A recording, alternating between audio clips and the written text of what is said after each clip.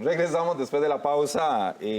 Como les dijimos al principio del programa, vamos a hablar un tema muy importante para las personas adultas mayores, el abuso, la agresión patrimonial. Licenciada, ¿qué es la agresión patrimonial? Bueno, la ley integral para la persona adulta mayor, la ley 7935 establece en el artículo 61 este delito que es la explotación de persona adulta mayor, conocida como la agresión patrimonial. Es cuando una persona en especial estado de vulnerabilidad, porque en esto es importante saber que por ser persona adulta mayor no quiere decir que la persona ya por sí es vulnerable. Es vulnerable en el momento en el que es sometida o violentada. Ahí se convierte en una persona en estado de vulnerabilidad y hace mediante la confianza, generalmente con las personas adultas mayores, las agresiones se dan cuando hay una expectativa de confianza. Y cuando se da esta confianza, muchas veces algunas personas se aprovechan y entonces en una acción de poder, de hecho o de derecho, hace que las personas adultas mayores dispongan sobre sus bienes. Y entonces ahí es donde se constituye este delito. La ley integral, recordemos, es de corte penal y ahí es donde se regula este tipo de delito. ¿Cómo podemos identificar esta agresión? Sí. Bueno, generalmente lo ha dicho desde el primer estado de la situación de la persona adulta mayor, el SPAN, generalmente las personas que agreden a la población adulta mayor son los hijos, hijas, los nietos, las nueras, los yernos. Por desgracia es sus personas más cercanas. ¿Cómo podemos evitar este tipo de agresión? Principalmente no cediendo a las manipulaciones que en ocasiones hacen familiares. Muchas veces se le dice a la persona adulta mayor, mamá, papá, esto de las mortuales, las sucesiones son carísimas, mejor disponete ya de los bienes, hagamos un traspaso, pasar los bienes a mi nombre. Entonces las personas adultas mayores van perdiendo así posicionamiento, sus bienes además, y eso hace que la persona se ponga eventualmente en un estado de vulnerabilidad, como mencionaba anteriormente. ¿En qué leyes se encuentra contenido este delito? Sí, bueno, como mencioné, la Ley Integral para la Persona Adulta Mayor en 1999, cuando se reguló este marco normativo, es de especial importancia.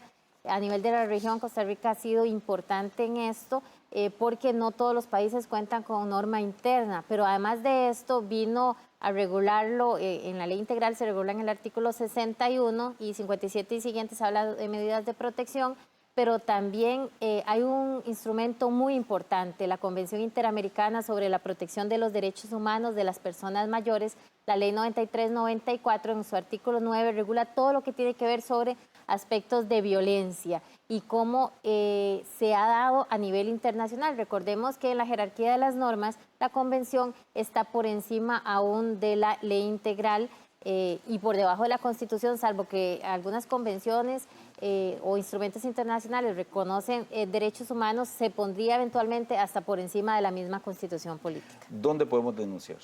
Bueno, hay varios lugares donde se presentan las denuncias, como les decía, la ley es especial y la Fiscalía es el primer lugar donde se deben de presentar estos delitos contra la agresión contra las personas adultas mayores. Si se requieren además medidas cautelares ante los juzgados contra la violencia doméstica de la localidad, los contravencionales pueden ser también a nivel administrativo.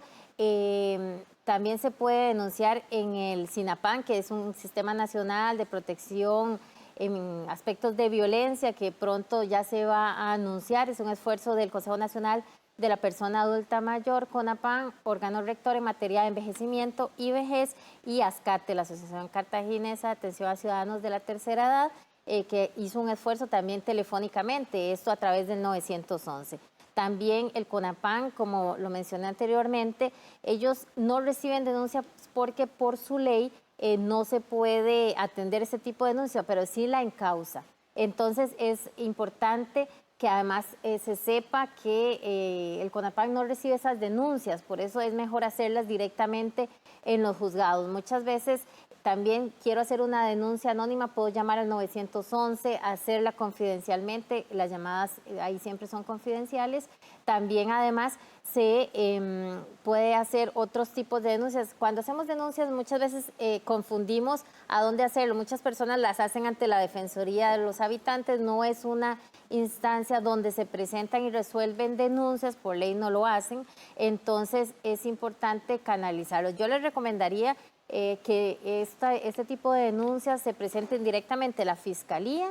Ahí además el fiscal recibe la denuncia, no requieren abogado, hace el estudio, hace la investigación de proceder a hacer la acusación ante el juzgado penal y ya se darán las etapas de juicio en el juzgado penal. Y en medidas cautelares, bueno, según la ley contra la violencia doméstica, ya se determina si eventualmente se ponen medidas, por ejemplo, que la persona que es supuestamente agresora no se acerque a la presunta víctima, también auxilio policial, hay una lista taxativa ya de medidas cautelares, que la persona, por ejemplo, se abstenga de agredir, que no entre al domicilio en común o que no se le acerque en determinados metros.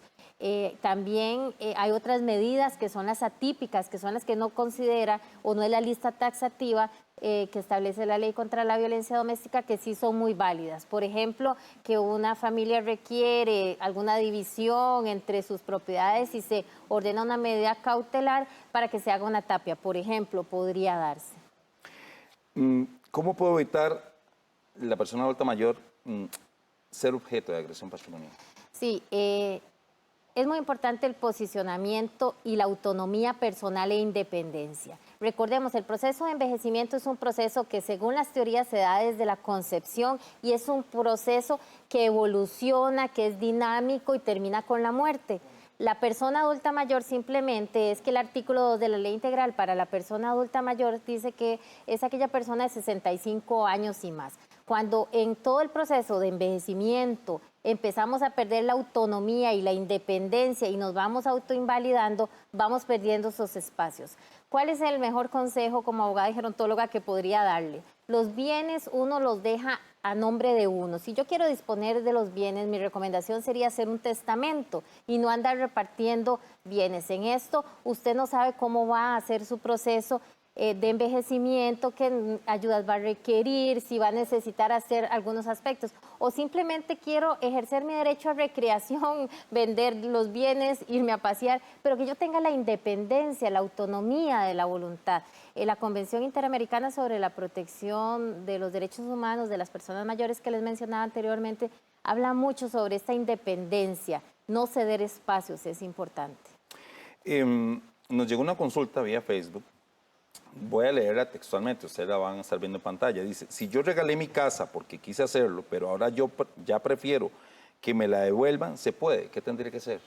Sí, bueno, en este caso es bastante difícil que la devuelvan porque ya dio el consentimiento y cuando ya uno da el consentimiento en una escritura pública ante un notario público que además tiene esa fe pública y dice que yo sin ningún tipo de amenaza, sin ninguna intimidación ni violencia ejercida, libremente doy o cedo mi casa, ya ahí hay consentimiento y el acto jurídico es perfecto. Diferente es si yo fui amenazado, intimidado, engañado, me pusieron a firmar un documento, no sé leer ni escribir, yo firmé algo ante un señor o alguien me trajo un documento y lo firmé. Es muy importante que no vayamos firmando siempre cosas sin saber cuál es su contenido. Generalmente uno cuando va a firmar algo uno lee, que si no entiende, porque a veces el vocabulario jurídico es un poco técnico, no firmemos sin antes asesorarnos, sin siempre preguntar a un tercero qué es lo que estoy firmando o por qué. Licenciada, muchísimas gracias por todo este tema tan importante. En próximos programas tenemos mucho que hablar, muchos temas, ¿verdad? En pro de la población adulta mayor. Vamos a ir a una pausa, licenciada, pero después de la pausa nos vamos a ir para Santa Bárbara de Heredia. Vamos a conocer a doña Vilma Morera. Ella tiene 84 años, ella fue profesora de corte y confección. Nos va a contar su historia desde que inició siendo profesora y todas esas alumnas que ha formado y que ya han formado sus pymes. Después de la pausa vamos a ver.